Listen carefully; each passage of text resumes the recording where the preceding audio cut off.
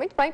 Nós vamos agora falar de sorte ou de azar, ou então falar de números tão simples como isto. A matemática ao nosso encontro é a rubrica que nos vai ocupar agora. O professor Ricardo Teixeira é o nosso convidado. Olá, professor Ricardo, muito boa tarde. Boa tarde. E hoje traz-nos um tema por demais interessante. Amanhã é sexta-feira 13 e nem de propósito falamos hoje de quê?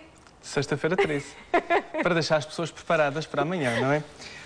A verdade é que não conseguimos ficar indiferentes a muitos números. Os números estão presentes nas nossas vidas e, para o bem ou para o mal, seja por considerarmos que alguns números são da sorte, outros de azar. Por exemplo, este é o tema 7. 7 é um número normalmente associado à sorte. Exatamente, exatamente. Já vamos falar daqui a pouco. Seja por as nossas vivências terem marcado-nos num determinado dia e interpretemos esse número como positivo ou negativo, a verdade é que muitos números marcam e marcam bem as nossas vidas. O curioso é que a maior parte dos números que são eleitos pelas pessoas são números naturais. Os chamados números inteiros positivos são aqueles que aprendemos em primeiro lugar na escola e também são os mais utilizados no dia-a-dia. Até aqui tudo normal. O que é interessante verificar, e eu não tenho propriamente uma justificação, mas é algo que acontece, é que a maior parte dos números eleitos pelas pessoas e que geram mais controvérsia são números primos. E recordando lá para casa, um número diz-se primo quando só tem como divisores próprios, não tem divisores próprios, portanto, os únicos divisores são ele e a unidade. Na primeira imagem, vamos ver uma lista dos números primos. Os primos estão marcados a vermelho e o que é interessante, eu não posso explicar o porquê desses números serem eleitos pelas pessoas como bons ou maus, digamos assim, mas posso dizer que os números primos, que estão marcados a vermelho, como disse, têm sido eleitos pelos matemáticos ao longo dos séculos como números muito importantes. Consideram os números muito importantes porquê? Porque a partir do 2, um número ou é primo ou então é o produto de números primos. Por exemplo, estamos a ver ali o 6, que não é um número primo, mas 6 é igual a 2 vezes 3 e 2 e 3 são primos. Portanto, todo o número ou é primo ou escreve-se como produto de primos. E daí que os números primos são as pedras basilares de toda a aritmética. Agora, daqui para o facto que eu referi, de esses números serem eleitos para as pessoas como positivos ou negativos, já é uma questão que ficará para uma próxima oportunidade. Aqui tenho um exemplo que não resisti a colocar do número 7. É, como a Silvia disse, um número considerado por muitos como o número da sorte. Um exemplo disso é Cristiano Ronaldo. Aqui estamos a ver o Cristiano ao lado da sua figura de cera, que está no Museu de Madrid. Curiosamente, está a vestir a camisola da seleção. Portanto, esperemos que o 7 dê sorte agora à seleção portuguesa no Mundial, que está a decorrer no Brasil. Mas claro que o nosso objetivo hoje é falar do número 13. E uma pergunta que se pode colocar logo é qual a origem da sexta-feira 13? E para responder a essa pergunta, quero começar por referir este livro que está no ecrã.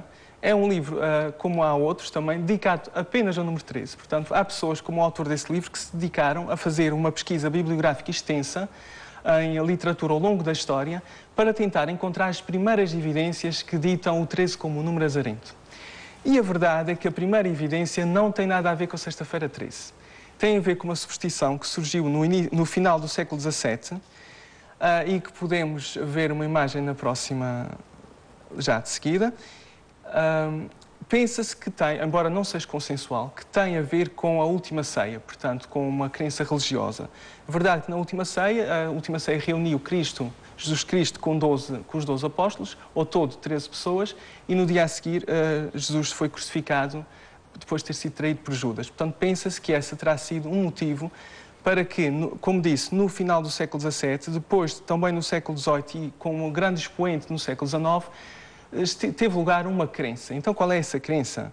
Se 13 pessoas se sentarem a uma mesma mesa, uma delas morrerá no espaço de um ano. E à custa disto eu já comi muitas vezes nas mesas dos pequeninos, porque a minha avó dizia 13 numa mesa, nem pensar, os pequeninos saltam. Próximo. A verdade é que isso atualmente ainda há muitas pessoas que acreditam nisso e contam às pessoas que estão à mesa para ter a certeza que não vão se sentar numa mesa com 13 pessoas. Não, agora ainda é um motivo de, podemos dizer, de brincadeira, mas a verdade é que no século XIX havia mesmo um histerismo à volta dessa situação. Tanto que um grupo de nova-iorquinos reuniu-se para formar o grupo do 13. E qual era o objetivo? Todos os meses, no dia 13 de cada mês, reuniam-se, jantavam em mesas de 13 lugares e as iguarias envolviam outras superstições, portanto, talheres cruzados, sal espalhado sobre a mesa, também outras questões... Guarda-chuvas abertos ao contrário, segundo sei, a decoração, espelhos partidos, tudo para contrariar o que eles consideravam ser uma superstição nociva para a sociedade. Curiosamente, essas iniciativas não demoveram a superstição do 3 associado ao número de pessoas nas mesas. Foi outra superstição, sexta-feira 13. Surgiu no início do século XX. O autor está representado nessa imagem, Thomas Lawson, que escreveu em 1907 um romance que teve o dom de juntar duas superstições na moda na época. Uma delas era a crença que o 13 era o número de azar, que vinha da superstição que nós falamos. A outra tinha a ver com o facto de se pensar que a sexta-feira era já um dia de azar, provavelmente por ser o dia em que Jesus Cristo foi crucificado. Portanto, aqui duas crenças com origem religiosa.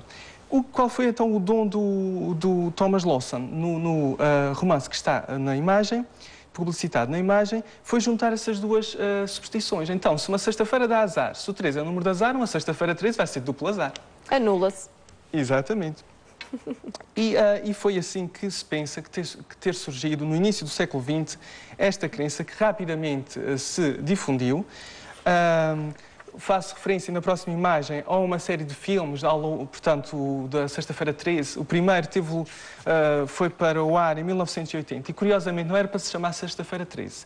Mas, como 2 anos antes, em 1968, houve um filme com grande sucesso que era o Halloween, que estava associado a uma data do calendário, acharam que também tinham que associar este filme de terror a uma data do calendário e da ideia da sexta-feira 13. O filme que estamos a ver já é uma das muitas sequelas, neste caso de 2009.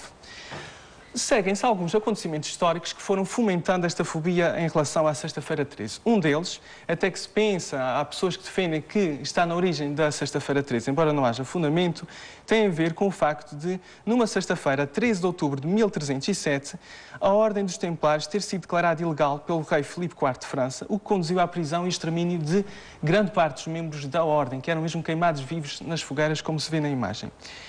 Outro acontecimento mais recente, curiosamente também a 13 de outubro, mas de 1972, foi um dia negro para a aviação civil. O voo 571 da Força Aérea Uruguaia caiu nos Andes e apenas sobreviveram 16 passageiros. O medo excessivo e irracional do número 13 tem um nome, Sílvia. Chama-se, vou ver se não me engano, triskaidekafobia. Triskaidekafobia. E está muito presente ainda nos dias de hoje. Os especialistas dizem que esta superstição já está um bocadinho em queda, toda a gente conhece, mas muito poucas pessoas já acreditam, mas há muitas marcas que nós encontramos que comprovam que o 13 e a fobia ao 13 esteve muito presente. Nomeadamente na aviação, não é? Nomeadamente. Na próxima imagem vemos o exemplo do que acontece com a Air France e também, por exemplo, com outras companhias como a Lufthansa, em que saltam a fila 14, a fila 13. Se reparar, passam da 12 para a 14, como está no ecrã. Isso também acontece com os prédios. Vemos na próxima imagem um elevador em que... não há o andar 13. Não há o andar 13. Salta-se para o 14. Há alguns casos em que é mais rebuscado. Substitui-se o 13 por 12A. Só para nascer o 13. E já antes de haver arranha-céus e prédios com muitos andares, também se saltava a numeração dos quartos, do 12 para o 14. O que estamos a ver aqui é ainda algo mais rebuscado. Há pessoas que não querem ficar num quarto, por exemplo, como este, 454. Porquê? Porque pensam que camufla o 13. Porquê?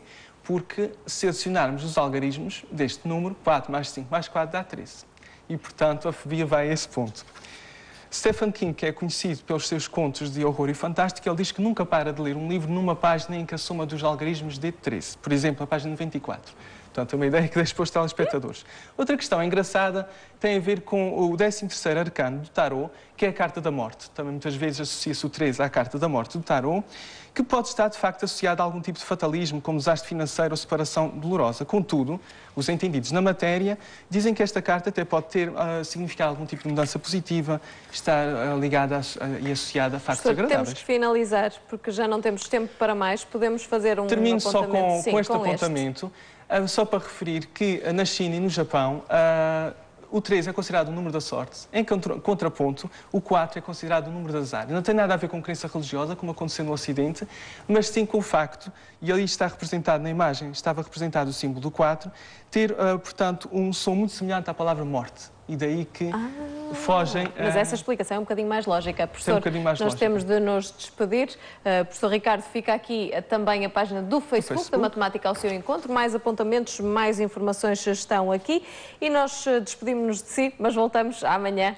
Contamos consigo desse lado. Até amanhã.